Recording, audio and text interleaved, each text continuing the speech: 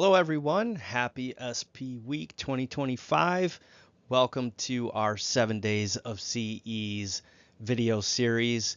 My name is Kevin Anderson, Senior Manager of Commercial Education Services here at Healthmark, a Getting a Company. And I'm excited to do this program called Washer-Disinfectors 101, what every sterile processing technician should know. Now, please understand this is a 101 course. There's plenty more to learn about your washer disinfector, but this should give everybody out there a great baseline to get started with their washer disinfector. All right, we have 3 objectives for this course. Firstly, we want to describe what a washer disinfector is and how it is used in sterile processing. Secondly, we want to explain what the industry standards and guidelines, the instructions for use, have to say about washer disinfectors. And lastly, and arguably most importantly, what are some practical ways sterile processing technicians can ensure that their washer disinfectors are performing properly. So let's get into objective 1, which is to describe what a washer disinfector is and how it is used in sterile processing. To get the definition of what a washer disinfector is, we can go right to AAMI ST79, which states that mechanical equipment used to wash soiled instruments with water and detergent or other cleaning agent. A microbial destruction process is used for decontamination purposes, so the instruments are safe to handle. That microbial destruction process is known as a low-level disinfection. This is a process that kills most vegetative bacteria, some viruses, and some fungi, but not mycobacteria or bacterial spores. This is a very important distinction between intermediate level disinfection, high level disinfection, or even sterilization. A washer disinfector only produces low level disinfection, and that is to make instruments safe to handle. So why learn about washer disinfectors? Well, they provide a reliable and consistent cleaning process as opposed to maybe the manual process where it's varied based on the technician, their training, their competency level. All of those things can add to variation in the manual cleaning process. And the washer disinfector allows us to use our time on other tasks, whether it's manual cleaning or inspection practices, but they play a critical role in making instruments ready for sterilization, and they are one of the most common types of automation in SPD. You can see all these storage units full of trays just waiting to be assembled and sterilized, and the reason there's so many there is in large part due to the automation with a washer disinfector. So in sterile processing, we rely on this equipment heavily, and it needs to be operating effectively. Which leads us into objective 2, which is to explain what industry standards and guidelines and instructions for use have to say about washer disinfectors. Now, please understand, when it comes to IFUs, there are a lot of IFUs that matter, meaning we would need to look at the washer disinfector IFU or operating guidelines. We would need to look at IFUs for all the different devices, so I can't cover all of that in this presentation. Just understand we will look at some of those things, and that you will always have to refer back to IFUs throughout your practice in sterile processing in order to do things correctly. Now, getting into AAMI ST79, this is the primary document that those of us in sterile processing are going to be concerned with. And it talks about in section 7 that we need to position devices in the washer to prevent damage. With the manufacturer, we should develop a mechanism to verify detergent dosing. You can see in this picture above me that folks are marking the line of the detergent and dating it, which is a nice, simple method to verify that the system is, in fact, dosing chemistry to the washer. It's not as accurate a way as measuring the actual detergent that gets dosed into the chamber, but it is a good method that can be used very easily that can show you that over time dosing is in fact taking place. We also need to check that spray arms are unobstructed. We need to place delicate items in perforated baskets and secure them. We also can use hold down screens or other retaining items so that surgical instruments, delicate light items aren't shot out of the instrument pans during the wash cycle, which sometimes does happen, especially with high pressure washers. We also need to make sure that we separate multi-level sets, and we need to open trays that have lids and covers on them. So getting to those spray arms, let's look at some of those. We have some examples here going from left to right. We have this spray arm with really tiny holes, and both of them are instructed. Now this is a high impingement washer, which is why the holes are so tiny, but it can be very challenging sometimes to determine whether or not the holes are obstructed, and that's why I have it here for you to see. As an example, this is what it looks like when the holes are clogged. And right next to that, we have an example of a washer that has bigger holes, and it's a little bit more obvious when there's debris in the holes. But both examples are important to be familiar with. And then these pictures all over here are all items that I found inside actual spray arms of washer disinfectors in real sterile processing departments.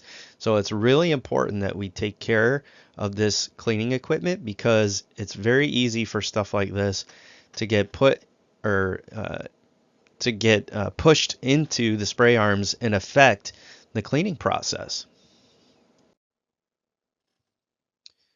More from AAMI ST79 Section 7, we need to remove gross debris.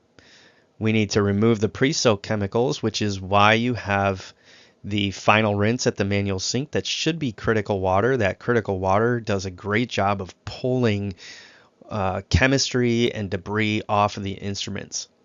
We also need to follow the IFUs for loading. More on that in a minute. We need to disassemble devices that have more than one part. And we also need to open hinged instruments to the full extension, like you see in this image right here. But I mentioned IFUs.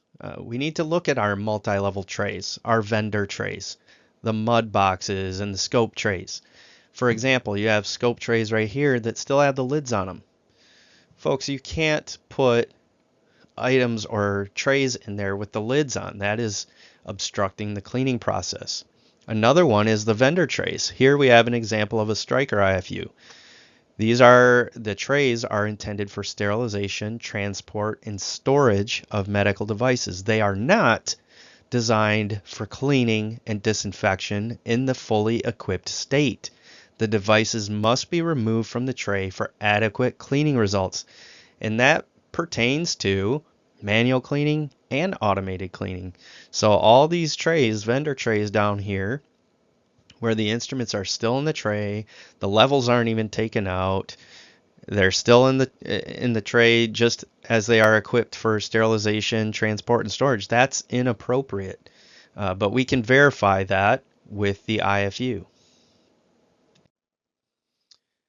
So some more from AAMI ST79 Section 7. It tells us to remove silicone and rubber mats from the set. I know there's a lot of us out there that forget this step. That's really important because that's going to impede the water flow to the instruments. We also need to load utensils so that they can that the spray can easily reach all surfaces. You see this picture right here with the containers. There's no way water is going to reach all the surfaces on the inside of those trays and lids. That is totally inappropriate, but we see it often. We also need to remember to remove disposable items like indicators and those other things that I showed you that get lodged into the spray arms. We need to verify the correct cycle. and we need to avoid mixed loads. Going on, it also states that cycle selection should be checked and verified. Printouts should be saved. Are there any of you out there using printouts? I've seen in my travels maybe one or two places that make use of printouts. But this is a really handy tool if you have a printout equipped on your washer. You can see what the pre-wash phase was, the temperature of the water, how long this phase of the cycle was. Same with your wash phase. You can see the dosing of the chemistry here, how long that phase was, 6 minutes. Then you have a rinse. Then you have the disinfection phase where the water temperature goes up to 196 degrees, followed by the dry phase where it gets up to 266 degrees of forced air for 10 minutes. So you can learn a lot by looking at the printouts from a wash cycle, but not enough folks are doing that out there. So I encourage you to look into that at your facility. Devices should be inspected for debris and wetness. The drain strainer should be checked for debris and cleaned. Here's a strainer at the bottom. It definitely doesn't look like it's been cleaned or checked for debris. Heck, there's even a spray arm cap at the bottom. So there's a washer rack or a spray arm that's missing their cap, which is going to affect the cleaning process, and it's just sitting there at the bottom of the chamber in the strainer. So that's something that we need to be looking for. We also need to remove items carefully to prevent getting burnt. You see over here that it can get up to 266 degrees for the dry cycle, so it's going to be hot when you go in there and try to remove the items. And a little caution about cycle selection. I see a lot of times that in facilities, they're basically running the same cycle for everything. Sometimes they're selecting the cycle manually, and sometimes they're using racks like this one to select the cycle in an automated way where the washer disinfector reads the barcode and it's selecting the cycle that way, which means that you have to be mindful of what set you're putting on what rack. And you can change these barcodes out if you want, so that's another option. But here is an example of an IFU of a striker trauma set that states that application of rinse aids is not recommended because there is a danger of remnants staying on the implants within the set.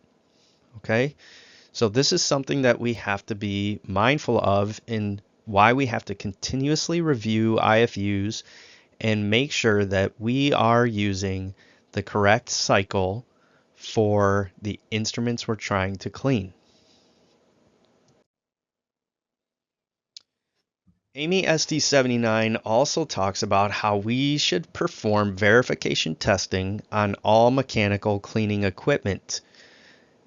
That kind of testing could be done on individual instruments for residual soil. Some people use ATP, some people might use residual protein tests or hemoglobin tests, things like that. And you can also use a test device for the cleaning equipment, similar to the one that you see here that's inside, and it can be used, and this is an example of how it's loaded in the washer. That's a very common way to test your washers. And when we do a cleaning verification test like that, what we are checking for is time, action, concentration, and temperature, sometimes known as TACT. And in AAMI SD79, it's supporting this. It says that we should perform verification testing on all mechanical cleaning equipment and that we should monitor critical parameters, that's time, action, concentration, and temperature, and key performance outcomes include adequate fluid flow in equipment that has adapters for lumen devices. So more on that in a moment. But time is the length of the cycle. Now think of it as, and we're going to get into this, it's not just the total length of time. It might be the length of time of a particular phase, like wash phase 1 or wash phase 2. Sometimes you even need to look at the pre-wash cold water rinse phase and see if that's long enough. And then action is the impingement. That's the water hitting the instruments. We need to make sure that nothing is obstructing the spray arms so that the water actually hits the instruments. Concentration of chemistry is the dosing. Is the dosing correct? Is there a problem with the pump, or is there a problem with the peristaltic tubing in the pump? Those are all variables that we could be checking. And then temperature applies to the water at various stages or phases of the cycle. That could be, again, the cold water pre-rinse. All that stuff we're going to look at a little bit more in depth a little bit later on. So a little bit more about critical parameters. We're going to do temperature a little bit more in depth later, but something to consider and think about is the lumen irrigation. Some of these washer disinfectors today are being equipped with lumen irrigation or lumen cleaning functions, and those are things that we should be testing if that is equipped in our washer disinfector. Here's an example of a shaver being hooked up to a lumen irrigation system during the wash cycle. And if that's the case, that's great, but we should verify that that is working properly by doing a test on it. So we want to move into objective 3 now, which talks about practical ways sterile processing technicians can ensure that their washer disinfector is performing properly. What I think is so important is that we always start with education. Training and competency are cornerstones for this. Training you typically get probably from the manufacturer, the rep, sales rep, territory manager. There's all these different terms. You're going to get training from the rep of the company, and then you're going to get a documented competency, which is verified by internally by your educator or somebody like that, where you have to return demonstrate that you know how to use the equipment. In order to do those things, you're also going to have available to you the operator's manual or the IFU for the washer, and you're going to have to understand how the washer works. You're going to have to understand cycle selection, how to load it properly, how to test it properly, which reminds me, a lot of times facilities have the testing done on a certain shift, or maybe it's done by a certain person. I think that's great for continuity's sake. However, it's really important that anybody operating a washer disinfector know how to properly test it and know how to document those test results, because a failure or a problem could arise or service could happen at any shift or any time, and then you would need to be able to run a test and make sure that the equipment is running properly. Also, it's really important that you learn some basic troubleshooting tactics. And one of the things that will help you in the troubleshooting process is labeling the washer racks themselves. You can see this is an example of a washer rack that's labeled. It's rack 7. That's great. We should put that in our testing documentation. We should put that we tested rack 7 and whether or not it passed or failed on all the different levels. And because we do that, because if we have a failure, we can go back and look at the rack that was used and make sure that it wasn't just a problem or damage associated with that specific rack. Maybe that needs to go for repair or maintenance and not necessarily the washer. I hope that makes sense, but it's really important that we do that so that we understand what is leading to our failures if we fail a cleaning verification test. Another really important thing with your washer disinfector is understanding the wash cycle phases, sometimes referred to as wash program phases, but this is really important. There's generally speaking a format that is generally followed. It can change, that is possible, but you're going to have a pre-wash, which is usually cold water. You're going to have a wash 1, which is usually enzymatic detergent of some sort. Wash 2, which is usually neutral or alkaline detergent, no enzymes. And then you're going to have a thermal rinse, which is hot water. That's where your low-level disinfection comes from. And then in that thermal rinse phase, usually a lubrication or a rinsing aid is also added at that time. And then finally, there's the drying phase. So if your instruments are coming out wet or soaking wet, then your dry phase is probably not up to par. Now, one way you can make sure and understand these different phases better is by checking the temperature throughout all the phases. You can use something like this, or you can use the printout that I showed you earlier, but you can see on this where it captures, this is the time on this axis here, and then on this axis we have the temperature of the water, okay? And we started the cycle right around here, and you can see the temperature dip because it's a cold water pre-wash phase. And this is good, it's showing around 70 degrees. That is amazing. You want cold water at this time because that's what gets rid of all the red hemoglobin proteins that are on the instruments. If you're having problem with blood remaining on instruments, or the red parts of the blood remaining on instruments, or the verification test after the testing phase, chances are your cold water might be too hot, because at around 100, 110 degrees, hemoglobin will denature and it will become very difficult to remove from the instrument. That's why the cold pre-wash phase is so important. And then after that, usually you'll see the temperature rise like it does on this graph. However, this graph looks like it's reversed. Normally your neutral or alkaline wash phase, which is normally wash 2, will go up to 140, 150 degrees. And your enzymatic has to stay around 120 degrees, because that's where enzymes are, like the sweet spot for enzymes. If you go much higher than that, it starts to kill the enzymes. So these two are actually reversed.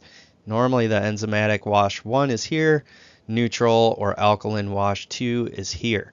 So that's an interesting finding, and we would have to go back and see which detergent is being dosed at those phases in this washer, which is why I show you this. And this is what the value is in checking the temperatures of your water in your washer disinfector. And over here you can see our thermal disinfection phase. It's going up past 190 degrees, which is great. It should be anywhere between 180 and 195 for thermal disinfection. But what's interesting here is you see a drop off in temperature.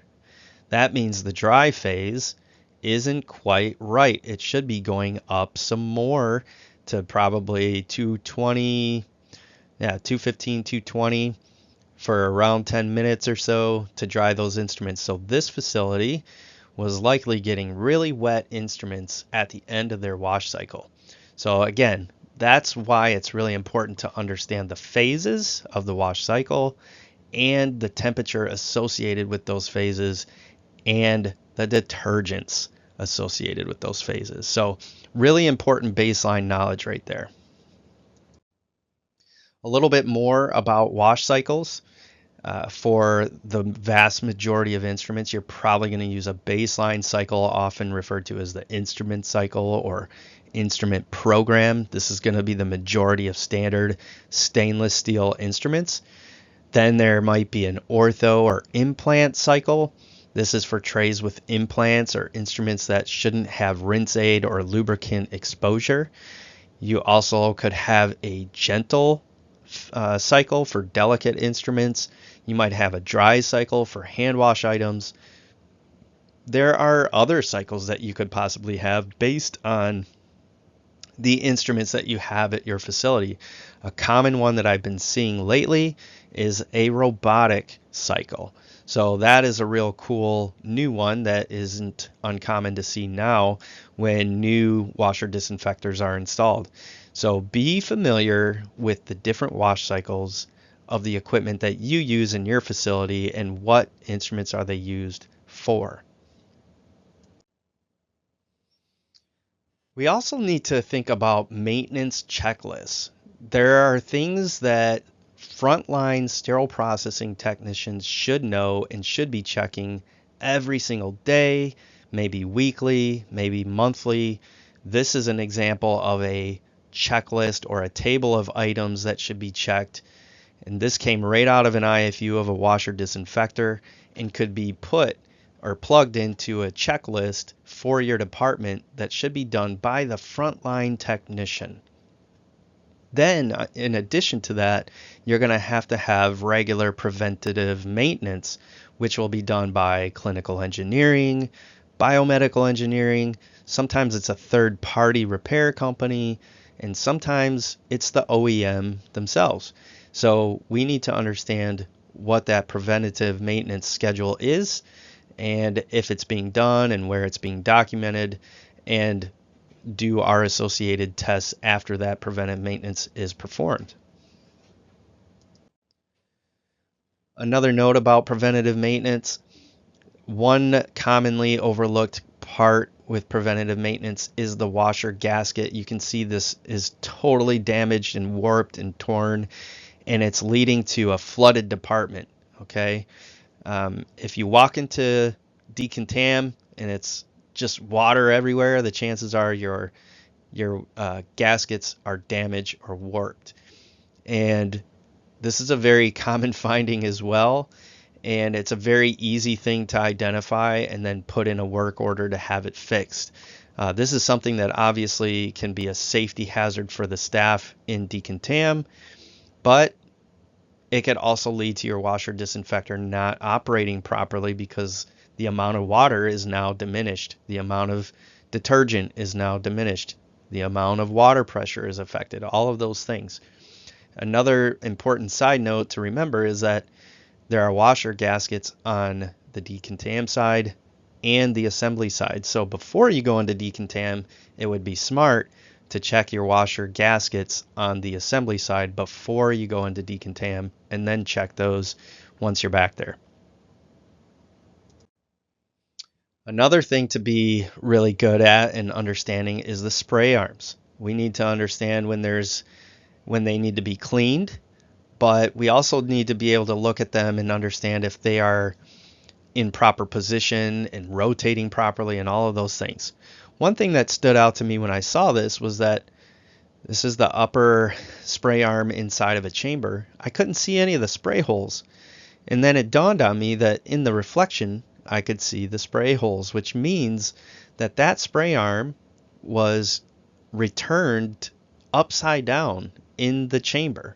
So that's a potential problem that you could run into if people aren't paying attention to detail when they put the spray arm back after cleaning it. That could happen with, again, it could happen with biomed or a third party. It could happen with a frontline technician. So that's something to be mindful of. Here's another example of more spray arms. These are the threaded type, and they can also be returned in the improper position. You can see the holes, and I'm looking straight at the washer spray arm, and they're spraying horizontally, so above the instruments that they're supposed to be shooting down to clean. So this spray arm is a perfect example of one that is facing the wrong direction. Now, some effective loading tips, okay? We can use things like mesh baskets. I think about those vendor trays that we were looking at earlier in this presentation.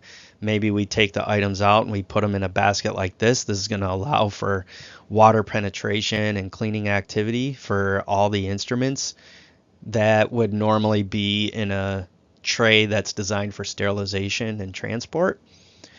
Or maybe if we're using a tray of instruments that has big bulky instruments, we could put a mesh cover over it so that those instruments aren't shot out of the container with the high pressure. Another thing is the adjustable stringer is really helpful because you can use it for sterilization where you keep the instruments just slightly open. and you can open it up and for the cleaning process and get those instruments more in the wide open position for optimal cleaning. Another component to effective washer disinfector use is auditing. You're always auditing the process. You're auditing training and competency for consistent practices across all shifts. So you might be documenting things, you might be observing practices. Those are things that we have to be doing all the time. You might be auditing the detergents. Are they empty? Are they expired? Are they the right ones for the right phase of the cycle? Are the pumps functioning properly? Are the pumps leaking or the peristaltic tubing need to be changed? All of those things. Is the temperature through all the phases correct? And if so, how do we know that? Is it a printout? Is it a data logger? Who knows? Also, how are we documenting all of our findings? And is the documentation complete?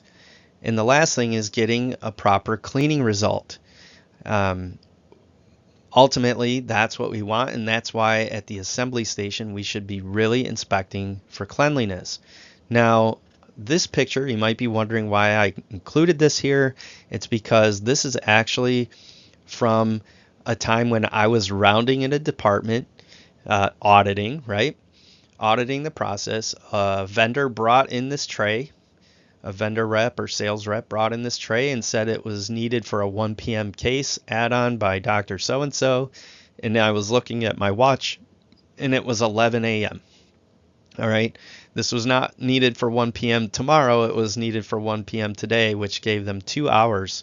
And when the sterile processing technician heard that, they took the tray and plugged it right into the washer without taking anything out, without manual cleaning, without inspecting. They left the lid on and put it right into the washer, which is wildly inappropriate. That should never, ever, ever happen. Somebody needs to have a crucial conversation with the surgeon, with the OR. They need to get creative about how they're going to schedule and make sure that the patient can get instruments that are properly cleaned and thoroughly inspected and sterilized appropriately.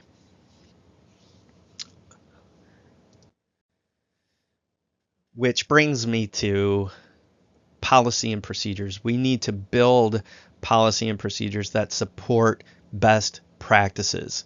Another thing to keep in mind when it comes to policy and procedures, in addition to what I just talked about add-ons and having the proper amount of time to process instruments, but what about recalls? What about things that happen during an actual cycle?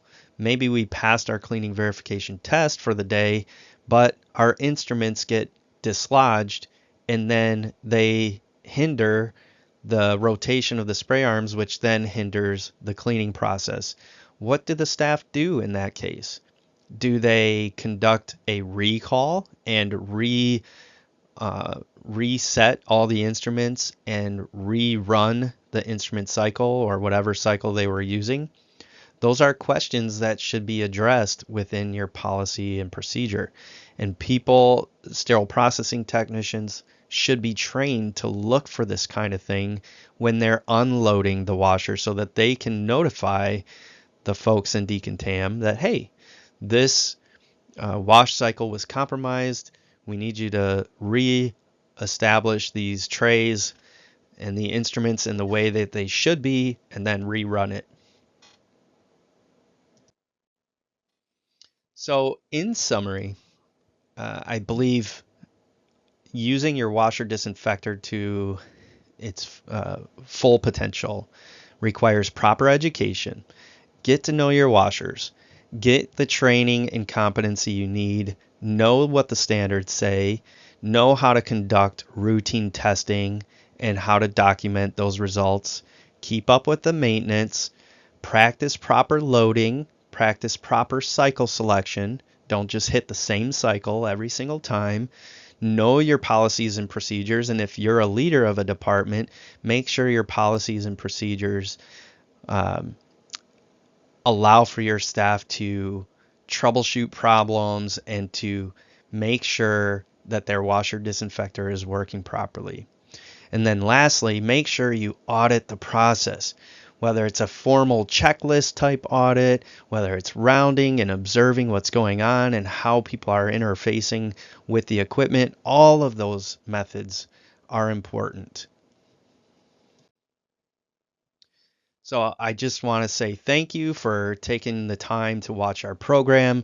Don't forget to find the link to the quiz, take the quiz so that you can get your CE credit. If you have any questions or comments, please feel free to comment in the comment section or send us any questions there, and we will do our best to answer those. Thank you again, and I hope you have a great SP Week 2025.